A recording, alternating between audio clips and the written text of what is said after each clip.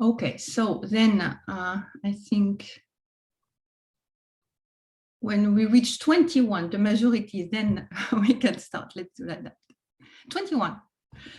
Okay, so then welcome back to this colloquium. Welcome to this colloquium prepared in the framework of Physics for Development. This is a program organized by the Forum on International Physics, the FIP, so at the American Physical Society.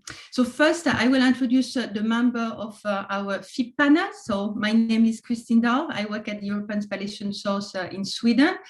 I'm the vice chair of the FIP. So we have with us Luisa Cifarelli from Bologna University, who is the past chair of the FIP and the creator of the Physics Matters series.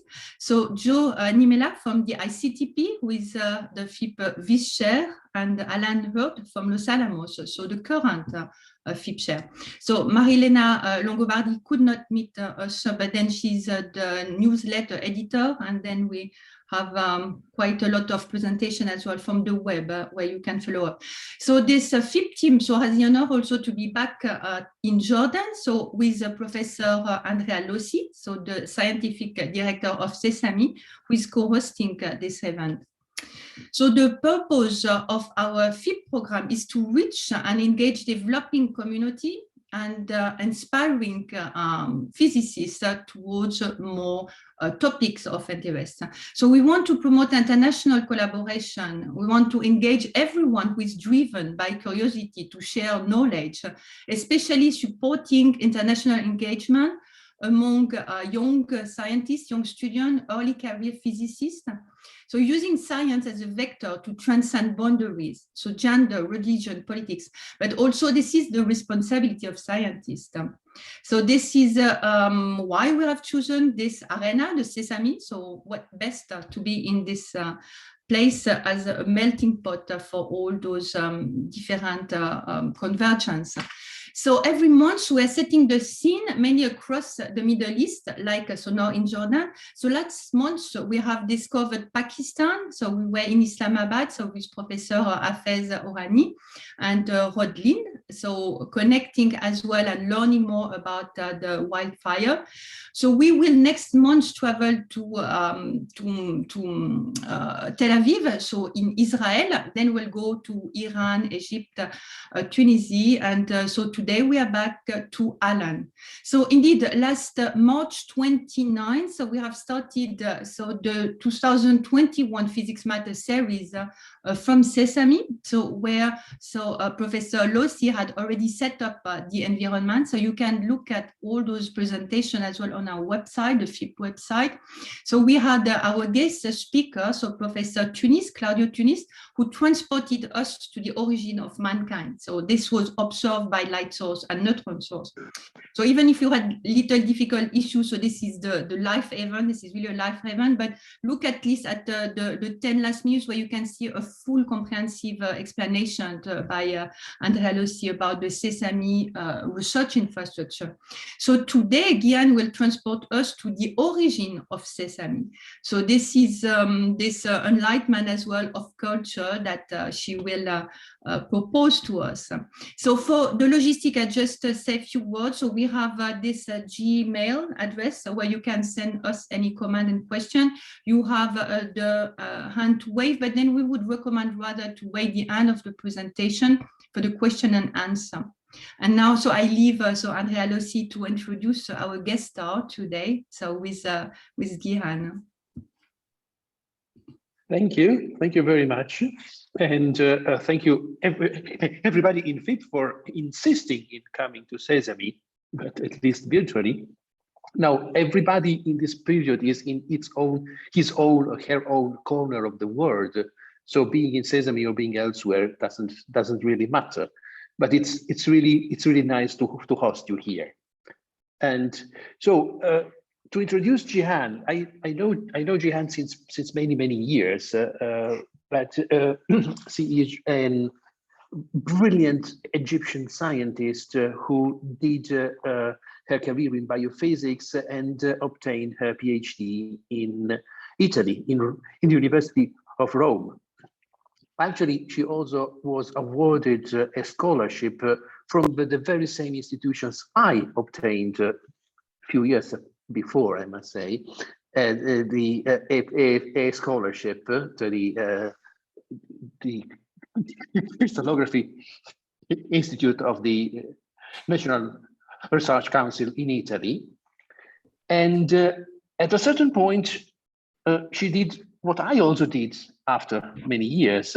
So she decided to come to SESAME. So in 2015, Gihan decided to return to the Middle East and to take the position of the beamline scientist of the infrared beamline. At that moment, there was no infrared beamline in SESAME. So we have here one of those fortunate cases in which the beamline scientist is also the person who has followed all the construction of the beamline itself. So which, according to, in my opinion, gives you a slightly better insight of what is being a beamline scientist, especially in a place where if something is broken, you will have to repair it yourself. And apart from this, apart from her the science that she is doing, Gihan is very well known all around the world. That I met her here and there for years and years, always being in a sense the ambassador of SESAME in many institutions and in many places where she made her voice heard about what they and now we are doing in SESAME, what are our values and our scopes, and to provide visibility also for women scientists in the Middle East. And I think that this will be exactly the backbone of what she will say to us today. Thank you, Gihan. Well, good afternoon, good evening, good morning to everybody. As Andrea said, gave some time to visit us even virtually. Some of you I saw in the list of participants, those were already here as users, and I hope to see as many as possible of you in person here in SESAME soon enough. Thanks to Christine, Joe, and everybody who's organizing this curriculum, and thanks to Andrea also for all these kind words. I may invite you for a coffee later, or you invite me, since I'm that good. So I'll try to take you in a virtual meeting or a virtual visit to SESAME.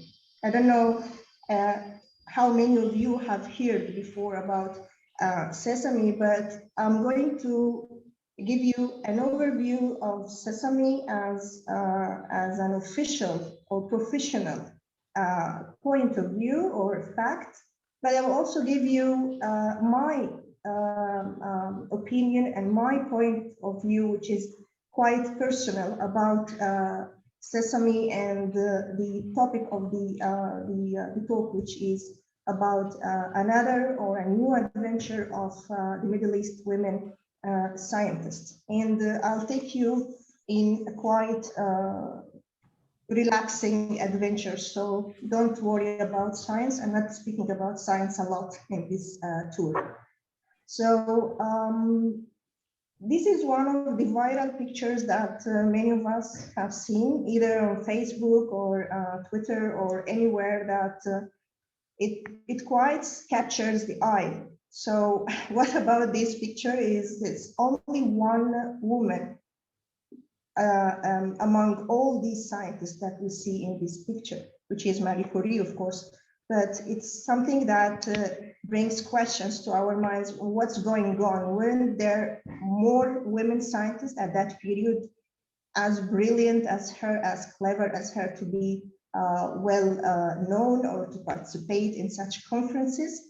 That was 1927, and believe me, since I'm already talking today, 15th of June, 2021, about the same topic, that means nothing has changed a lot. So there are many changes, of course, but in the same time, the situation still captures the minds and still captures our eyes about why there are few women scientists. And I would just tell you something from the beginning, that it's not something about the women scientists in the Middle East alone, because I met many women scientists everywhere on the international level, and they were all speaking the same language. And it's about something like this. So it's not about being a woman in science, it's about being a scientist. So even the terminology also needs to be questions, and we need to stop saying, as far as I'm concerned, we need to stop saying women in science or women engineering. We need to say just women scientists. And to show you how far the problem is really famous, we have an International Day of Women and Girls in Science. I tried to look over the internet if there is something called International Day of Men and Boys in Science, but I couldn't get it. If you get something like this, please send it to me. So everywhere there is these pictures of the, and it's if I remember well, it's 11th of February every year that the world celebrates the women and girls in science.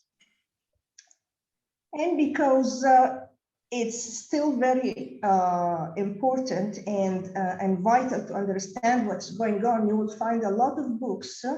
Those are handling the issue and trying to explain what's going on and how to change the situation and how to advance more women and how to ease the obstacles and challenges that they face anywhere.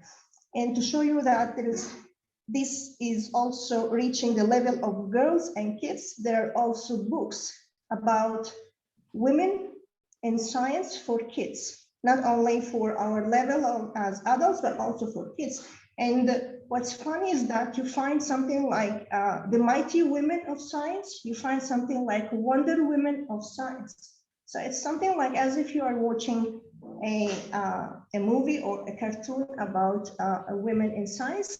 And even more, you find books, something like Black Women in Science. So you see that everyone is trying to tackle the problem from a different point of view, which is, of course, it may appear as a funny point of view, but believe me, it's not. If I pick your attention to something like this, that means that there is a problem and we need to know how to solve it, and we need to understand how to overcome it. And you find also not only books, you'll find also different statistics on the underrepresentation of women in the scientific career. And not only, I'm not only speaking about physics or biology or chemistry, I'm speaking in general for science or engineering, for different fields and disciplines. And for us, when you come to speak about the Middle East women, not only you speak about the women scientists, you will find many, many opinions and many books, even those I'm showing here in the slide. Those are some of many that are tackling the problems of the women in the Middle East as general living. So they are speaking about women in the Muslim world, the voices of women, those are heard or unheard, the civil society and its relation with women. And you will see something that's also coming to be, for some people it's funny, but still it's a problem that you find books about daring to drive. So even a normal and natural activity like driving is for some people a very strange activity to speak about and to go and make a book about driving. And you'll see pictures also like this. So the situation is really changing, and there are many stereotypes about women in the Middle East that they need to be changed, because as far as I know, as far as I speak with different people from all over the world, there's also the stereotype of the victim women, that they cannot do anything. They have to always have someone to guide them to do whatever they want, and so on. So I found this picture posted by Saudi girls. They write this: what do you know about women in Saudi Arabia? Of course, what you know is what you get from the media, from the news, from the social media, Facebook or whatever. But in order to know what's going on really, you need to find a way to show you the other side of the truth. And you need also to change perspectives. You need to know that what can be a boat for you is a land for me. And what is not deep for you, it's deep for me. So these kind of challenges and obstacles for women in science, or women scientists, are a kind of complementary principle. So what can be very easy for a woman scientist in the United States or in Europe is really impossible for someone in the Middle East. And I would say also sometimes that it could be the opposite, but from other perspectives. And you just imagine that this is the region that many women scientists, those we are targeting, they are living in. I'm sure that everybody can see these kind of pictures frequently on the TV, for the news and whatever. For some people, it can be just an hour or 5 minutes to follow up the news, but for some people, this is the life.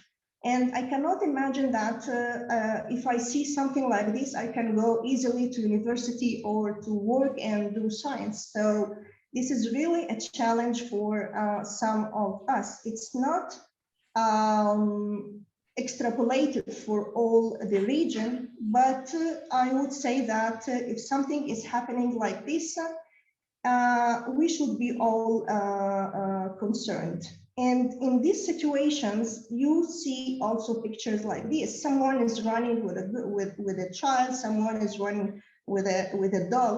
So what's happening here is that you are saving whatever you can save. You are saving what is precious for you. So I would say that SESAME is something that we carry on as our precious thing in such situations of despair and hopeless activities and difficult life, and I would say not difficult life. Sometimes it's horrible life, but I would say that it's a ray of hope that we are all following in time of despair. And I also found this map, and sometimes I put it in some presentations for a new audience, that when they ask, what about the Middle East? Well, actually, this is the Middle East. I don't know who is the brilliant who drew this map or followed who's doing what with whom, but this is kind of true. And this is another way to explain to you why sometimes it's really difficult for not only women actually at this stage, only also for men that to do science and technology and to be as advanced as the other sides of the world. Well, these people have other things to care of. And you also find lots of books about the Middle East and the missing piece, I would say here, that this is the magic word in our region. Everybody wants to know what's going on, how to find peace, how to approach different diplomatic or political agreements to ensure it. But we are all here scientists and engineers, technicians, administrators, and we are not politicians or diplomats to find a solution for establishing the peace in the Middle East. But what we are doing, as you will see later in the slides, that we are trying somehow to do our best to do a certain type of peace, whatever is called. Some people call it science for peace, some people call it peace for science. And actually, on our daily life here, we don't care about the terminology. What we are caring of is to do experiments. And this is, you will see later on. This is one of the very early published articles about SESAME. And the question was, can a recycled synchrotron become an oasis of peace in the Middle East? So this is a very important question, because based on this question, the development of SESAME proceeded. And this is another important note also, that a synchrotron from the Cold War era, the divided Berlin now makes its home in Jordan, fostering cooperation from scientists in the Middle East. So these two things are actually two important pillars. Those shaped the destiny of SESAME.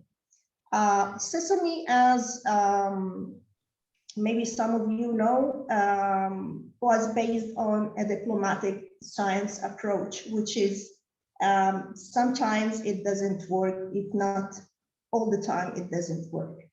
And what has to be done is to find a way to excellent science that is the driving force.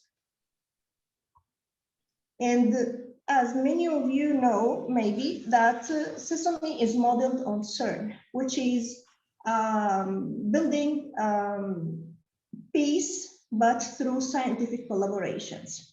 And CERN was established in 1954, but after the world wars between the countries in Europe.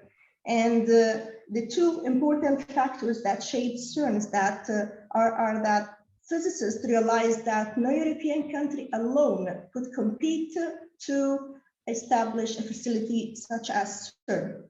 And the second point is that there was a group of cited diplomats and scientific administrators. Those contributed a lot to build bridges between these nations together through science. For CERN, we obviously see that it worked scientifically and more. But if you try to compare CERN and SESAME, in Europe, the war is over. You don't see these pictures as I showed you a while ago. But in the Middle East, it's not. So it's always possible to have these kind of wars and conflicts. So it's not a really encouraging moment for science. But we did it. And the other technical point, if you compare SESAME and CERN, is that SESAME machine is smaller, but the difficulties are much larger. And of course, you are asking, why do we try to do something like this if we have all these conflicts and disasters and despair in the region? It's because, of course, there are kind of hopes, because there are many people in this region, those are still dreaming and hoping to be advancing in science and technology as the rest of the world.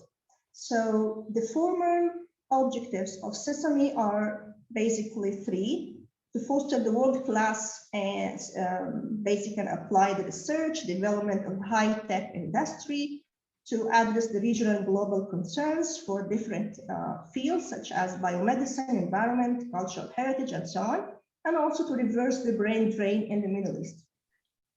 If you speak about, or if you try to understand better about the brain drain, you just know that you just look at this map also, And the map confirms that the low and the middle income countries are the most severely affected by this brain drain. So in our region, everybody is trying to escape. Everybody is trying to travel to find a scholarship, a fellowship, anywhere in the world, but not in the region, for different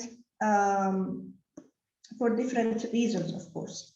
And again, you see also books about how to bring the diasporas, either African diasporas, even Mediterranean diasporas. I also know some European diasporas everywhere. And the point is that you have to attract them somewhere, somehow, in order to bring them back to the region. Otherwise, the region is continuously evacuated. So SESAME was and still our oasis. We call it our oasis. Some people call it oasis of peace, but we call it our home. So in reality, it's a symbol of cooperation, solidarity, and peace. And if you are well informed about synchrotron facilities, there are kind of 60 facilities all over the world. But before SESAME, as this map tells us, in the Middle East, there was nothing. So SESAME is the first third generation synchrotron facility in the region. And this is exactly where we are located. We are in the middle of the Middle East. We are in the heart of the Middle East. So you see where we are and how we are surrounded geographically, just to know kind of how challenging it was to have SESAME in this location. So if I take you to the first early history of SESAME, it started, let's say, 1989. Of course, it was not said that we want to have SESAME in Jordan, but Abdul Salam, the famous Pakistani physicist and Nobel laureate, had a long vision about having such a facility in the developing countries. And he had his vision that something that is relating to a long-term nature of science and technology. So you don't have it in a week or a month or a year or a 10 year. So what you will see now is that SESAME started as an idea to have a synchrotron in the Middle East, 1989, and now we are in 2021. And in that 1989, Abdul Salam said, okay, the year 2000 will be a good year to aim for if we start today. So he gave a lot of time because he knows how difficult to have or to establish a facility like this in the developing countries. And of course, it started with a thought from Abdul Salam, but there were many key players behind the origin of SESAME. How this journey started with just this ship leaving Hamburg Harbor, and which is now the place that I'm giving this talk from, or the place where we are now. So I would say that among the pioneers, but men pioneers, there were Voss from Daisy, Herman Winnick, and from SLAC, Herwig Schopper, whom was the first president of the first council of SESAME, Sergio Fubini, and this is the kickoff meeting that was in Egypt at that time, just to start discussing how possible it could happen to dismantle or to transfer a BESI 1 that was the old synchrotron in Germany to have it in the Middle East. So this is a quick history or a brief history of SESAME that as you see that it's something started in 1997, where they thought to transfer the old machine of Bessie 1 to the Middle East. But then after a lot of discussion here and there, workshops, gathering communities together, talking to diplomats, talking to the UNESCO, presidents of the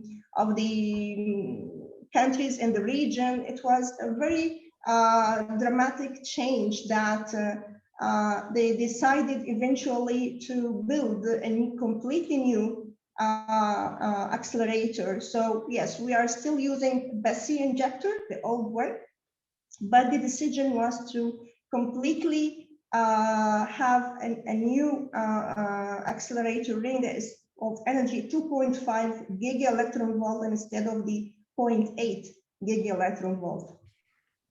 And at that time, they were kind of optimistic that said, okay, the first experiments will start in 2015, assuming funding for the storage ring, the Beamlines is secured.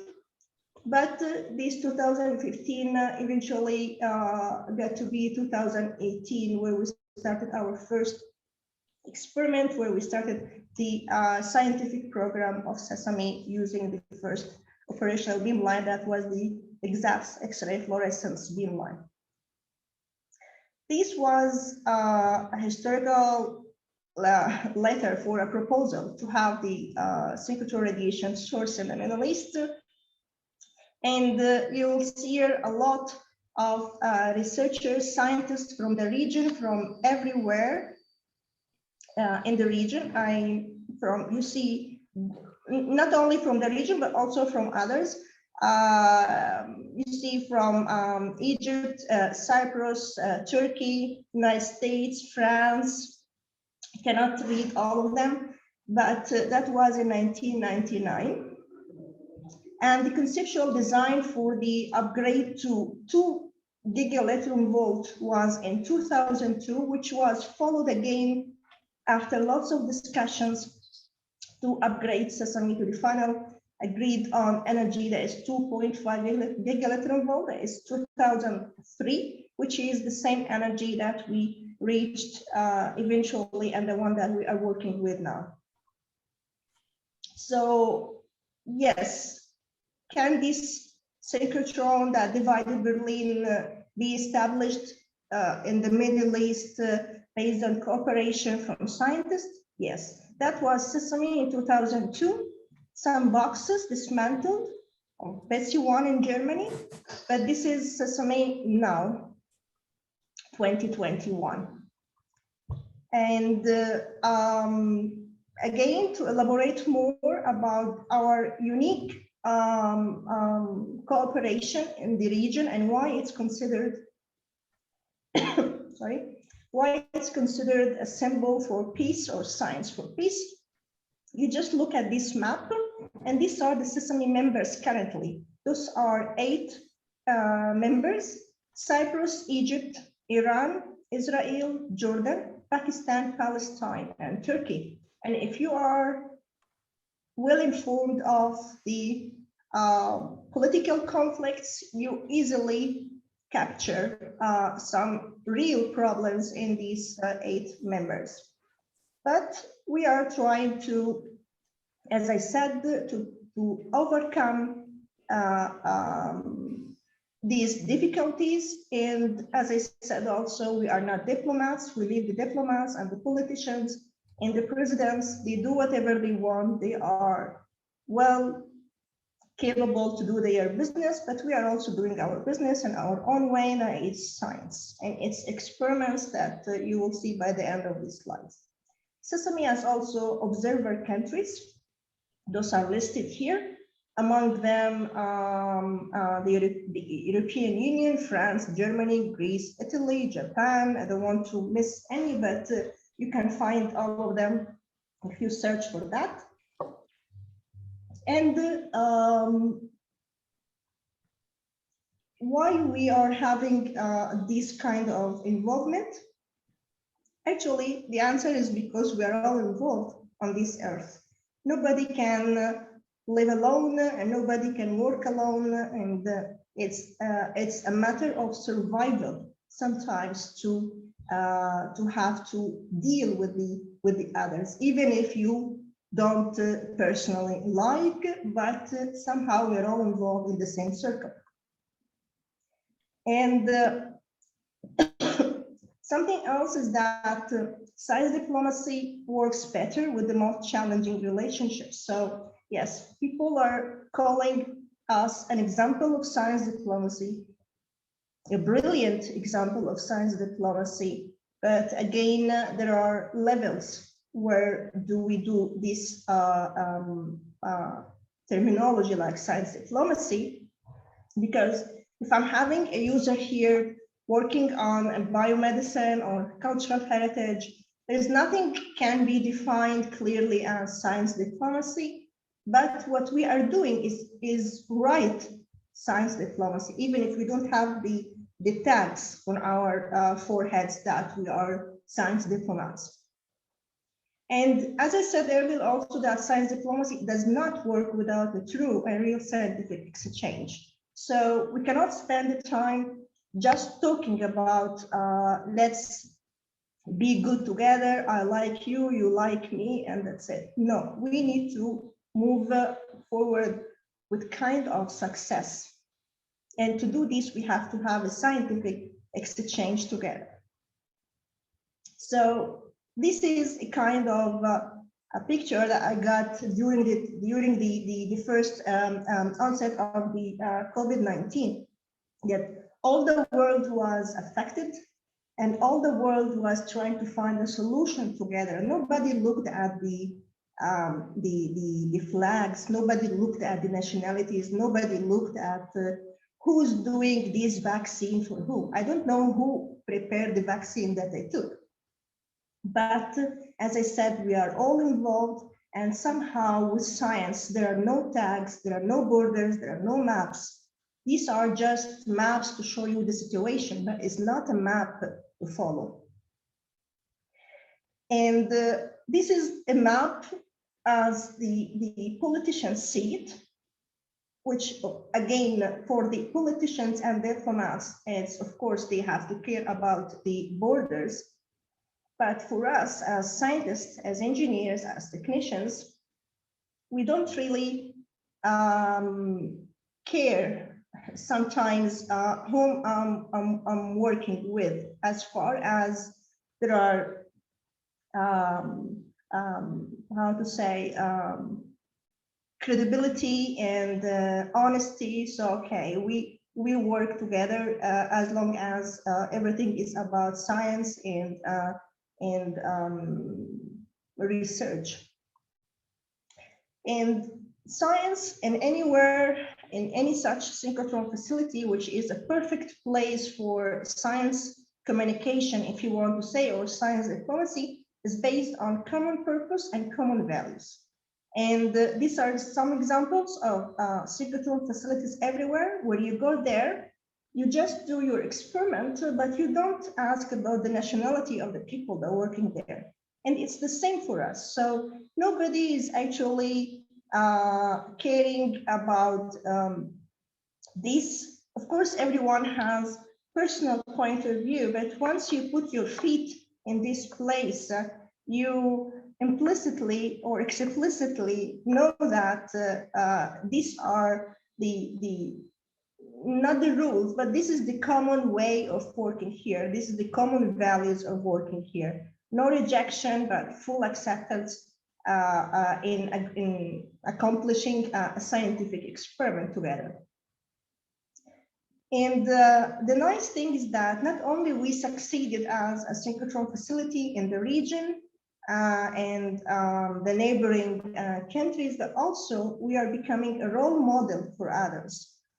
If I recall well, maybe Andrea can correct me, last December, SESAME signed MOU with the African Light Source Foundation. So we are, right? So. Unmute, yes, it's correct. At the end of November. November. Just before the African Light Source meeting. Yeah.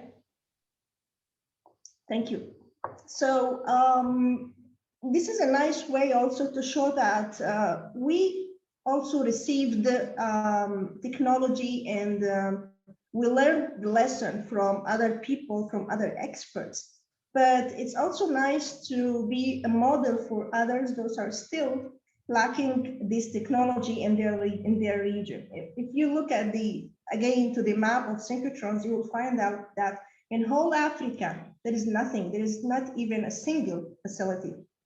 So we are towards having African light source. Some of us at SESAME are involved in this, which is becoming a real, how to say, we feel happy that we are doing this. And who knows when we will have the African light source ready, but we hope soon. At least we are doing our best together. That was let's say, the first ceremony of that happened in the history of SESAME, to my knowledge. That was the groundbreaking ceremony, and it was 2003. First, long time ago. And that is in 2017. So it took almost 14 or 15 years to have the inauguration, the official opening of ceremony. So from the groundbreaking ceremony to the inauguration ceremony, it took something like 15 years. So I would say that, again, it's because of difficult times in the region. It's because of lacking of funding sometimes, different challenges, or technical or financial or regional, but in any way, we did it in 2017. And I like to add to this picture Sergio Fubini and Vos and Abu Salam. Okay, they are not here in 2017, they left us before, but at least their spirit are going on with us. I think it will be going on till the end. They started it, and I'm sure that they would be very happy seeing that the seed grown up to be a unique facility in the region. We were even more greedy. So in 2019, SESAME is announced as the first world large accelerator complex to be fully powered by renewable energy. And that was a generous support from the European Union. Of course, there was a lot of external support for SESAME from the countries. Those are listed as observers. And observer here is not a kind of political or diplomatic terminology, but more about advices, equipments, or cash for equipment, providing training for our community, organizing workshops, schools, whatever. And this is just some of whatever I could collect about the supporters, I would call, of SESAME. Those are, some of them are already well-established synchrotron light sources. And you will see that each synchrotron promised SESAME something and did it. There are also the UNESCO support that is still ongoing until now, CERN, ICTP, and a lot of scientific bodies. One of them is, of course, APS. So we pay a live thank you to APS for its continuous support.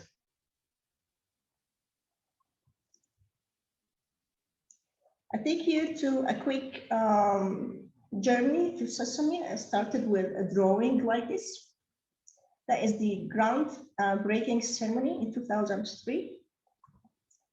And the site preparation started. Since then, you'll see the dates at the bottom of each picture until we had the building in 2008, then starting the building of the shielding wall of the accelerators, 2010. So it was very rewarding to see that something is coming to life. So from just an idea, I thought to something that you see, you come in and see. Until 2013, there is a very famous accident that happened when the when there was a snowstorm in the region, and people, when they try to explain it, they just say that it snowed in Jordan, but it also snowed in Cairo. And this is to show that, oh, that was a real disaster. And you see here, the roof of the building collapsed. Just was a stroke of light that a crane here held the roof not falling completely on the shielding wall. And here there were some components are still in the experimental hall waiting for test. But a new roof and another adventure of SESAME, we started to build a new roof in 2014. And this is how SESAME looks like now. So if you see SESAME with a picture of SESAME with a blue roof, that is the old one that collapsed, right? Hopefully the one that we are having now is perfect. We tested it along a few years, and even when it snowed, we are perfectly fine so far. Then after having the building ready, started to assemble components. And you see that even the small steps for any synchrotron facility, for us, it was considered as a milestone.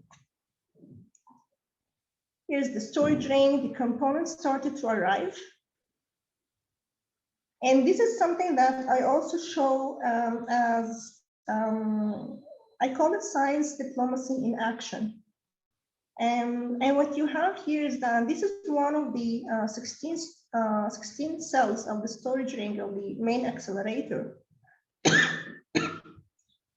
Sorry, that just in one cell, you see Cyprus, Pakistan, Turkey, Germany, UK, France, Spain, Italy, Switzerland, Israel, and the SESAME engineer is working on that in CERN. So if I want just to, if someone wants to understand what do you mean by science diplomacy, just look at a slide of this kind.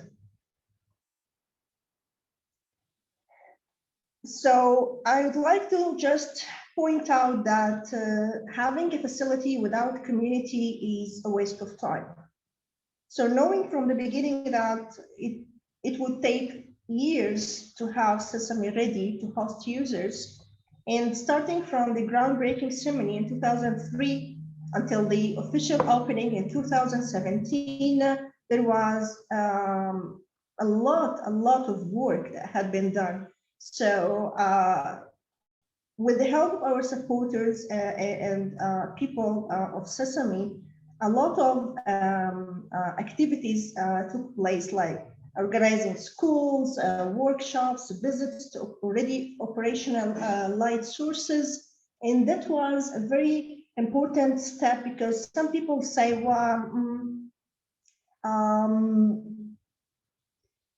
like, what was the point of doing all these things, and why didn't you wait until you have the facility ready? But actually it worked the other way around, that building a facility proved to be, okay, it takes time, but all in all, it's a matter of time. But to have your community and to attract them, it was kind of difficult. So SESAME people worked in parallel. Some people working for the facility and others were working for the community, and it paid off at the end of the day. This is some just statistics. If you want to see, our users meeting started if I remember well, 2003. And you see that year by year, the number of participants in our users meeting were increasing. Of course, I stopped doing these statistics after that because we're almost having a saturation. So we're having a kind of maybe 200 plus registered to attend the users meeting, and then maybe 60 or 100 attend eventually at there. But that was a really good sign that even before the facility becoming ready, that means a lot years before SESAME became operational, people of the region, and not only of the region, if you follow all these country tags, you will see that there were people from everywhere actually. They were supporting and had the interest, strong interest to attend to the users meeting. And after the, whether during the construction of SESAME or construction on the Beamlines or activities or workshops, users meetings, it was very important to, as I found it expressive here, quite the chaos of the world around you. And this is what we did actually. So every one of us was focusing on his or her own business, and every one of us was working in a line. So our directors were doing their job, our technicians, our engineers, us as scientists, administrators, everybody, service groups, everybody was doing a particular job, and we succeeded together because at the end, this is a synchrotron facility is not a one-team show. It's not a one-man show and it's not a one-team show. It's complementary work from everybody in the facility. So this is a layout of SESAME as an accelerator. I'm not going to go into details of synchrotron or the science behind that, because this is not the topic of the talk. But just to let you know that SESAME is composed of 3 accelerators, and we have here what is called Beamlines. So you have at each port of the storage ring a beamline. So you have the exact X-ray fluorescence beamline, material science beamline, and IR at the other side of the ring. And these are the 3 beamlines. Those are operational so far at SESAME. And under construction now, and will soon be assembled at SESAME, 2 new beamlines, one for small angle soft X-ray spectroscopy, and the other one is for tomography. One is called HASEP, and it's a collaboration with Germany. And the other one is called BEATS. Maybe you'd like to go on our website or internet to Google it more and get more information. It's for tomography, X-ray tomography studies. So as I said, the synchrotron, which is the main purpose of experiments here, or the why the users are coming here, is to use the synchrotron radiation, which is basically electromagnetic waves emitted by charged particles that are deviated with a curved trajectory, a speed close to the speed of light. And this actually opens a spectrum of opportunities.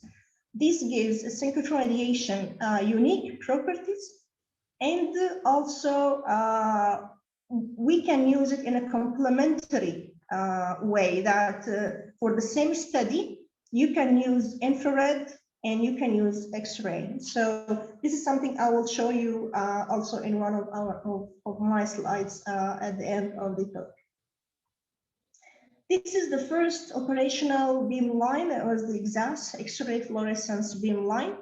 And the first light of this beamline was in 2017. And the first scientific program started 2018. And here you see my colleague, the senior beamline scientist, Masoud Harfouch. That was one of our, I wouldn't call it a milestone because the word milestone is really, really small for this step. To have the first light from the first beamline operational at SESAME after all these years was, I don't know how to, I don't find the word so far, but for sure it's not just a milestone. The second one was the infrared beamline, the one that I'm responsible of, and that came after in 2018. And the last one came in 2019, which is the material science beamline, and the responsible of it is my colleague Mahmoud Abdel Latif. So, so far, as I said, these are the three operational beamlines at SESAME, and we are dealing with a wide range of applications. And as far as I know, in this field, it's called demand. So we're working with our users' demands. So they apply with proposals or projects that they want to perform, each in his or her own field of expertise, and we are trying to help them conducting the experiments as far as it goes. So you remember I showed this slide in the beginning. These are the objectives of SESAME to foster the world-class basic and applied research, to address regional and global concerns, and to reverse the brain drain.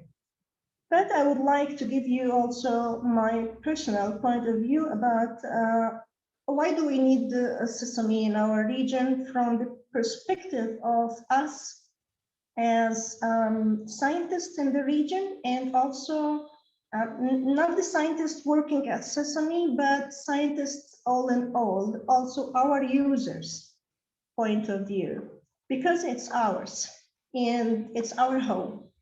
Of course, you can apply with a proposal or a project to conduct in any synchrotron facility, because again, it's something that's related to the techniques, to the scientific requirements, and so on. So it's something that is related somehow to the experiment. But if you have it ready at your step, so I think you are, you deserve to be one of those using the facility.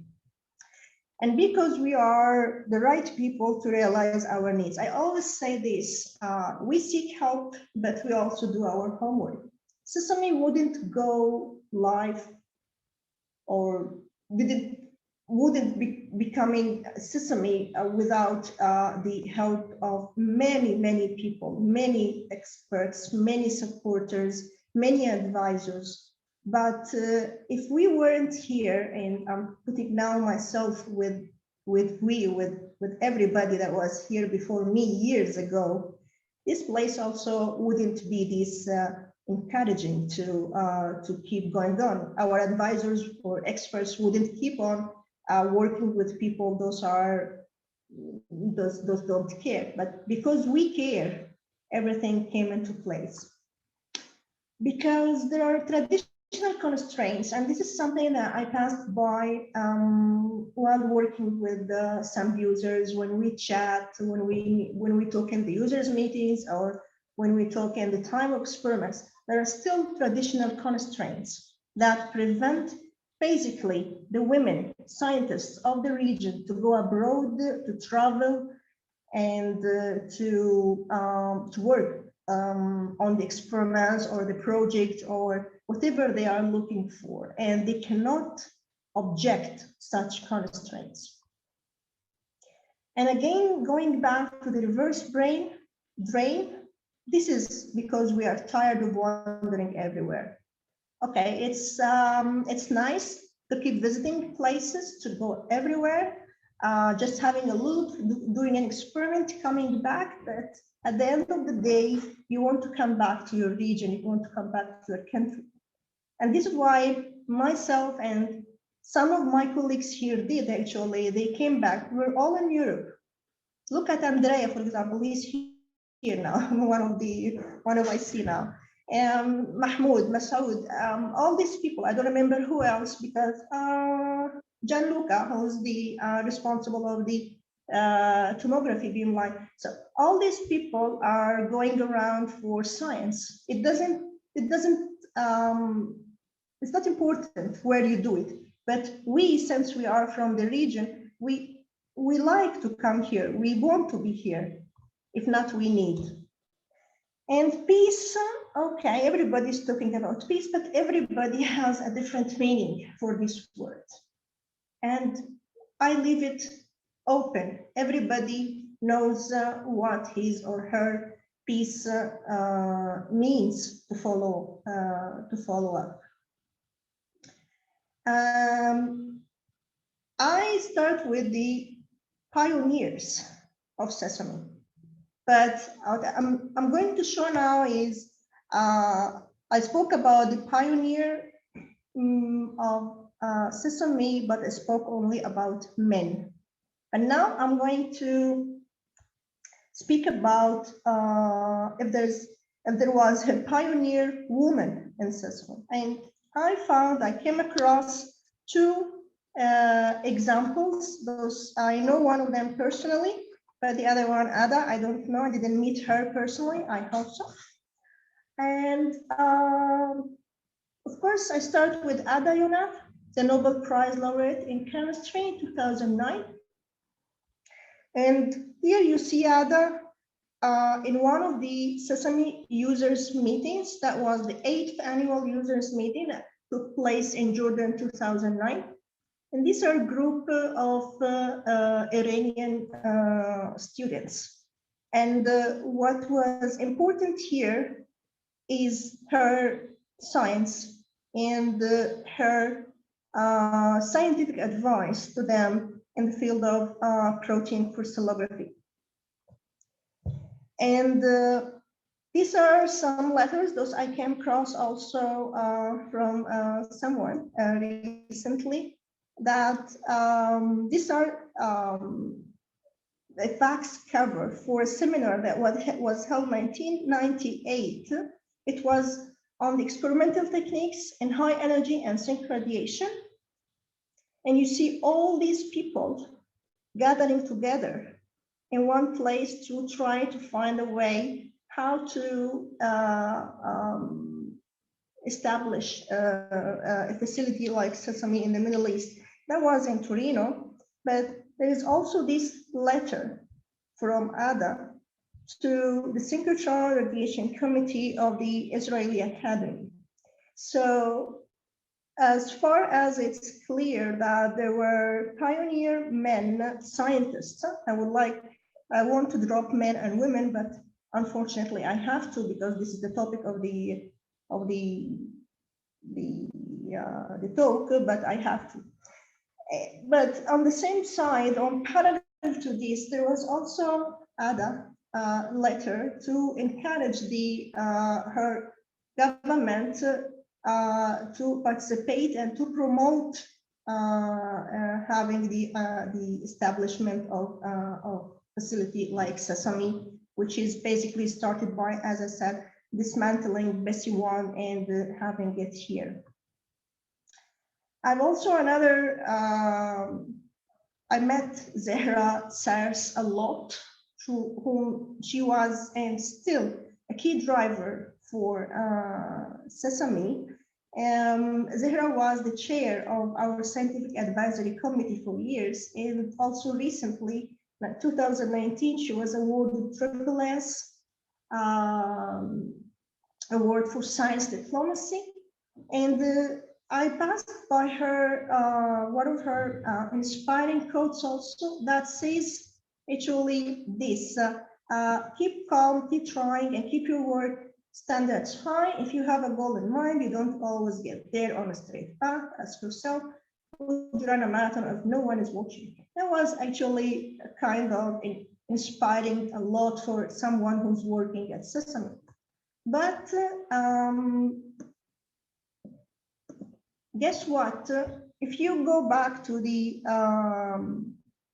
some of her interviews, and if you meet her in person, you will find that Zahra was one of the very skeptical, one of the most skeptical people about having SESAME now. And you will see that she wrote this, she said this. Firstly, I didn't believe that there were enough people doing synchrotron science in the region who was going to use it. And secondly, I thought SESAME would use second-hand instruments from other synchrotrons and therefore be unsuitable for doing high-quality research. But Zahra, after that, with the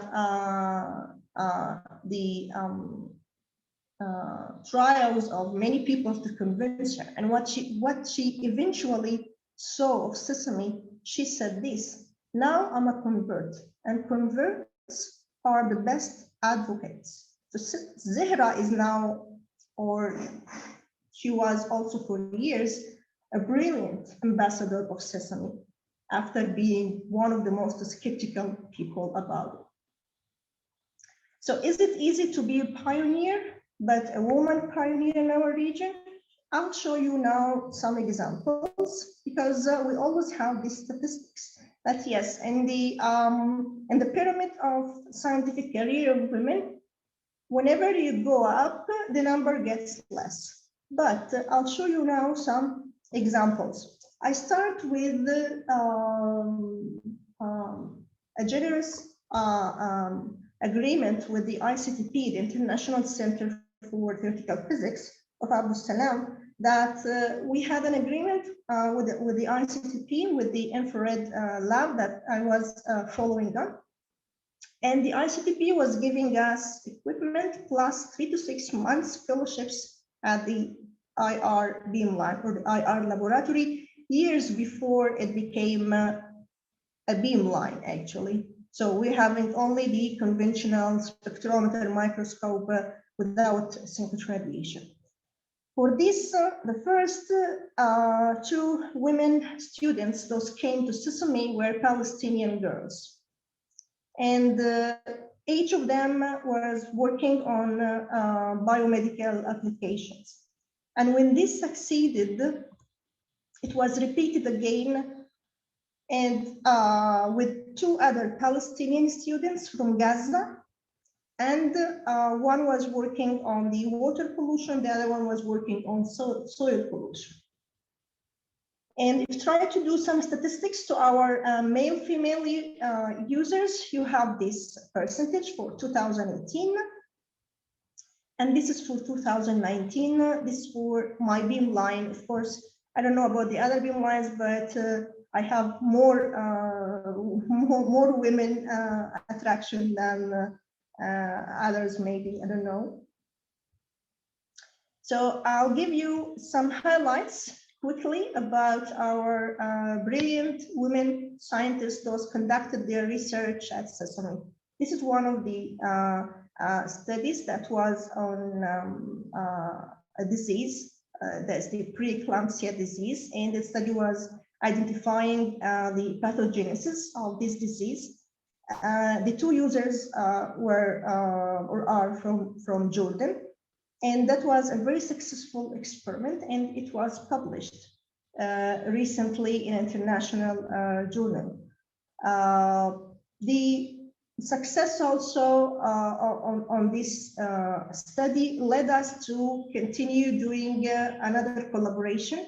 Again, 2 users from Jordan, but they're working on diabetic foot disease. So again, this is a biomedicine application. And here is a recognition. One of these users, Dr. Lina Dahabiya, she was awarded the L'Oreal Women in Science Prize this year, if I remember well, maybe 6 months ago or 5 months ago. So this is a very nice step. And if you read here that she was awarded this prize because of her work on the bioanalysis and pharmaceutical analysis, plasma drop, to empower the diagnosis of the preeclampsia, which is the study that we performed at SESAME.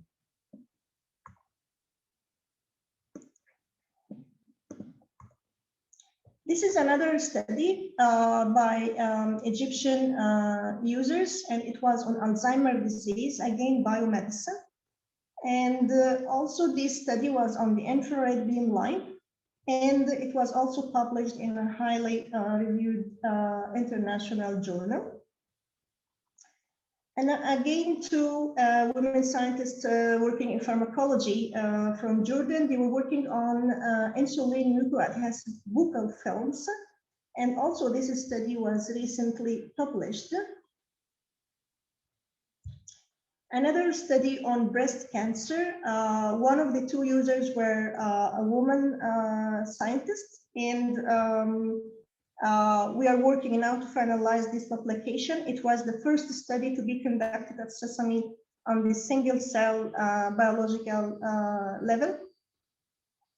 This is a study from a user from Iran, and we were characterizing the textiles of these salt mine mummies. Those were found in Iran in 2010, and working on these dyes of these textiles.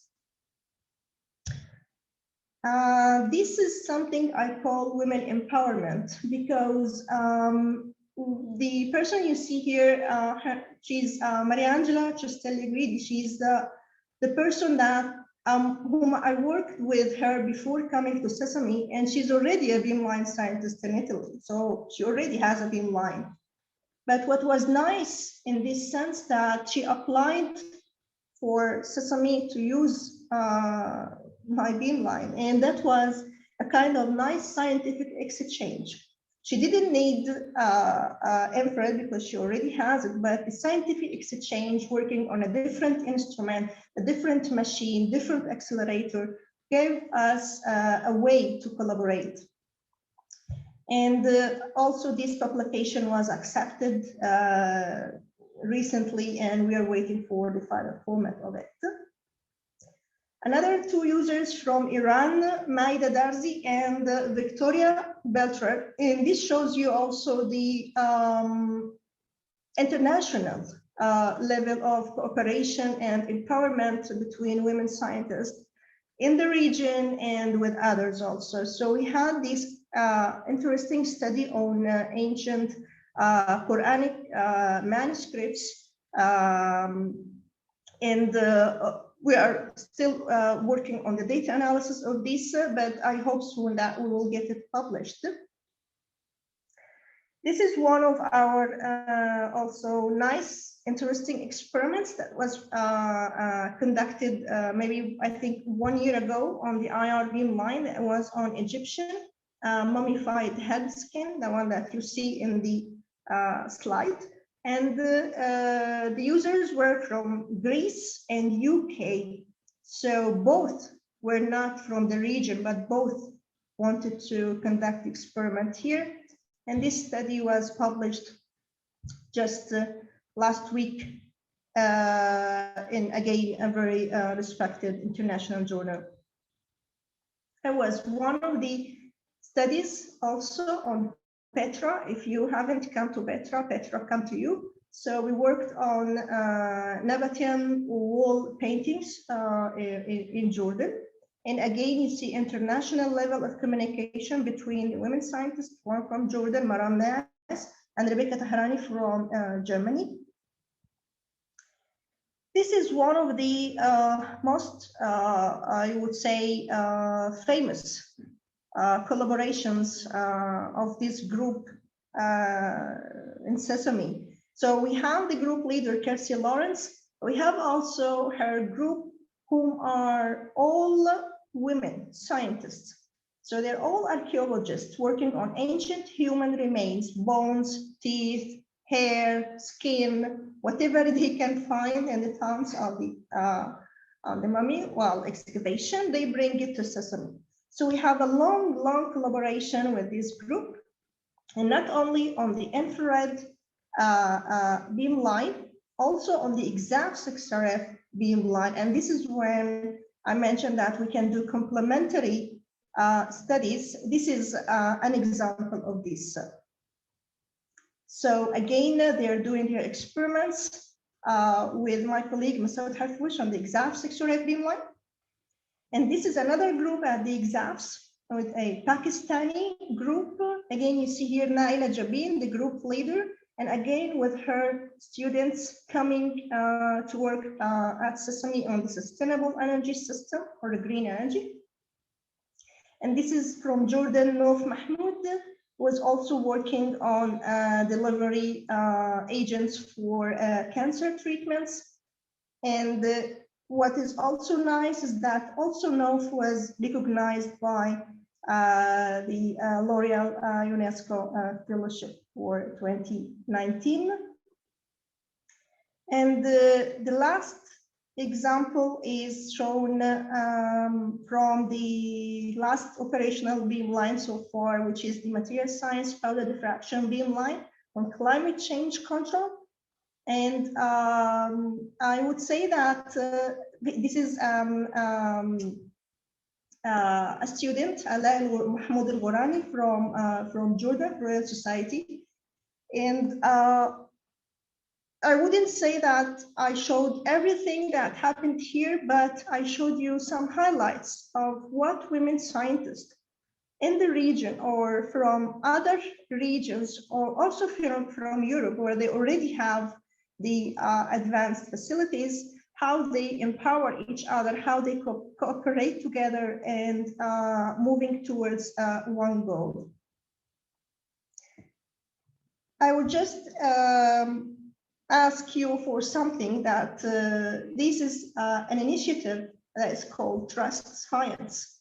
And I'd like to ask whoever is attending this call, is talk is to pledge to trust science. And it's something that we can all do all the time.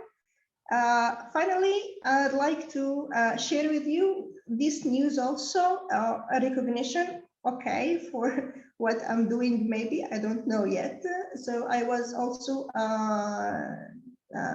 nominated for Eureka Prize, and the ceremony should be in next November. And what's nice here is that 2 women and 2 men are sharing the same prize. So eventually we have a 50-50% of recognition. So I end with this.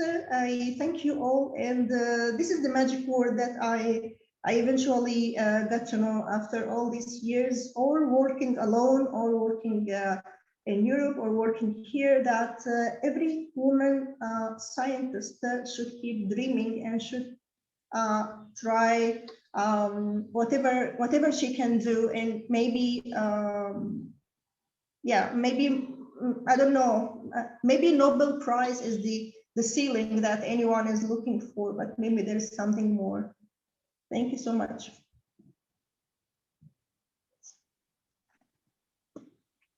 Thank you very much. Yeah, that was a very exciting presentation, going to the origin of everything. So very interesting. So we have now maybe 2 sets. So one set, which is a question and answer. And we see that we have quite several of them.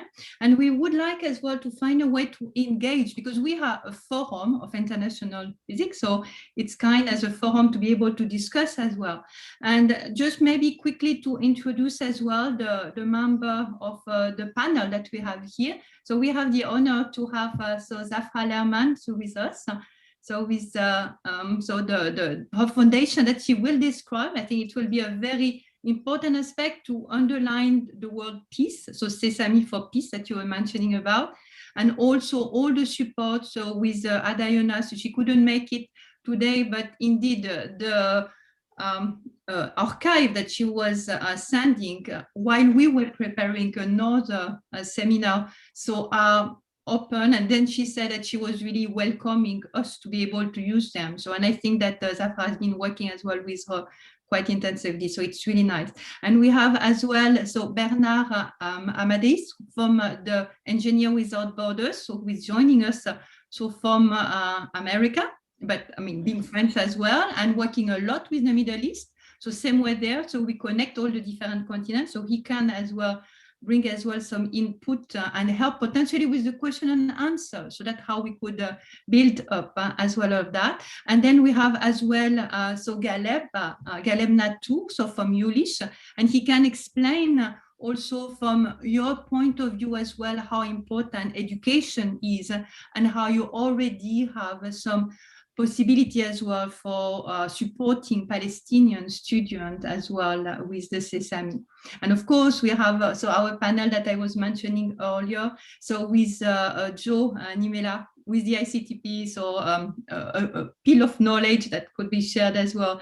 And Alan, who had the possibility, so Alan Hurd, to connect as well with us from Los Alamos. So thanks a lot, even if it's still very early morning for you. So sorry for that, but Alan will also get the possibility to discuss a little bit same way for physics, science, and peace and human rights. I would say maybe the Sakharov celebration that we had in the framework of the APS. Fortunately, Louisa had to leave us, but I think that it gives us the possibility to, encourage people to first have more questions if you want, and then with Andrea to start answering those that are on the question and answer place. So then, Andrea, if you want to potentially read the question, or if you want that we help you. Yes.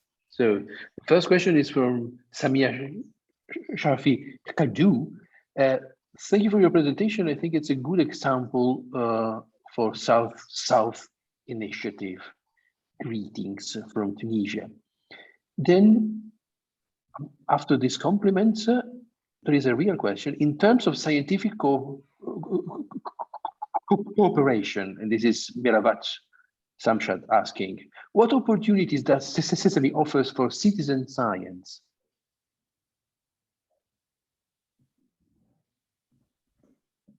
I don't understand what does it mean, the citizen science. It's out of my. Is the participant still here? They cannot speak, unfortunately. Maybe can explain in the chat again on the question and answers Q&A. Do you have access to the question and answer? Maybe. I'm not sure because I was reading another one. So Andrea, yeah. So the question from Samia is just a presentation about greeting from Tunisia. Then from Miwa Shaha. Yeah, Miwa also asked again the same thing, more or less. Do SESAME offer some opportunity for high school students to be involved in research project work? So maybe I can start elaborating on this. So we are very young and very few in this moment yet, and COVID is not exactly the environment in which it makes it particularly easy to initiate outreach programs for the citizenship. For citizens to come and visit. I mean, the place I come from, Electra Synchrotron radiation source, has had some 10,000 visitors per year. So it was, and it would be nice to start such a project also here. It's a bit more complicated because we are a bit far away from the capital. So it has some logistical aspect that has to be solved, but for sure, this the wow effect that you get entering a structure like this is something that can be remembered. And high school students, I feel myself personally responsible of some students coming and having a stage at the Electra, and after that, unfortunately for them, fortunately they decided to go for physics after that. So it is possible. These kind of environments are so multifaceted that they can host these kind of things quite easily. They are very apt because you can have experiences in electronics, in physics, in chemistry, in art, and in archaeology. But these kind of things, I think, need to be done in person in order to really stick. So we still have to wait a bit for that. Then the next question is, thank you, Dr. Gihan, for such an insightful presentation. Please, do you have additional details on how to attract Middle East or African women scientists for brain gain? This is Niemela Siri asking. Well, thank you so much for attending and for finding it insightful. I hope that you can join us soon. I would say that the opportunity doesn't go for you. You have to look for an opportunity. So if you keep looking around at maybe, I don't know, at SESAME or African, for the African scientists, I mean, SESAME is an international facility. And as I said, we are trying to move forward with establishing the African light source, but who knows how many years this will take. If SESAME took all these years, we don't know yet about the African light source establishment. But until then, I would tell you, try to target SESAME, for example, or other synchrotron facilities. Everything is working in a democratic way. So if you have a good scientific case, a good study, then you can apply for what we call for proposals. For example, ours is going on in September, if I remember well. If this is the last decision at our side, that you can apply with your case. I don't know what's your field of expertise, but as I showed, synchrotron facilities are open for a wide and diverse disciplines. So it's just about how you tailor your experiment, and that's it. And what's nice is also SESAME is trying, as other facilities, and also with the help of our supporters, either other synchrotron facilities or other scientific bodies, to ease the financial burdens for our users. So it depends, of course, on the case of each case, but we try to ease the travel expenses. We have a super guest house. Some people say it's the best in all the synchrotrons. It was a nice gift from the Italian government. And so we try to afford or try to help as much as we can to gain the brains, not to go far away, but try to target us. Try with us first. And I take the opportunity, maybe, Gihan, just to mention that Niemela is really the spokesperson somehow with the African fundamental physics application for the school. And she's really as well representing the young African scientists and physicists. So remember this name because she's very dynamic and as well with the African strategy. So she's really helping a lot with Ketavir Samagan to push in those directions. Perfect.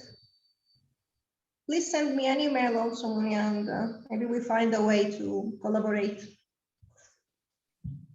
Yeah, we're trying indeed to engage as well with the African light source, the different neutron source, African light source. With the African school, we had as well different online courses that could be as well a reference. So I think this connection to the African light source that you mentioned is a good one. Like the CIST, actually, maybe we didn't mention on that, but with the Iranian, not the Iranian, but the Balkan project as well. That's quite an interesting connection as well. The same. Okay, then we have Laura Manenti, who is asking, among all projects you have seen recently, what is the most exciting field at SESAME right now? Well, I would say that the most two exciting fields right now are those are related to life science, basically biomedicine, health care, and these pharmaceuticals, drug design, and also the cultural heritage bioarchaeology, since our region is full actually of lots of treasures. So as I said, I'm Egyptian, and I worked on an Egyptian mummy brought by Greek and British users. So, I mean, working in a synchrotron is really interesting, but the most exciting fields are if you're working on human remains 5,000 years old or something like this. There as well, Andrea, we will call the presentation for the paleoanthropology, the presentation that we gave already in the physics matter. Yes, the previous one, yeah. It's a very nice YouTuber that can interest a lot of persons. Okay, and then finally, the last is Galileo Violini, who says, I asked by chat, should I repeat it? And I don't have access to this chat.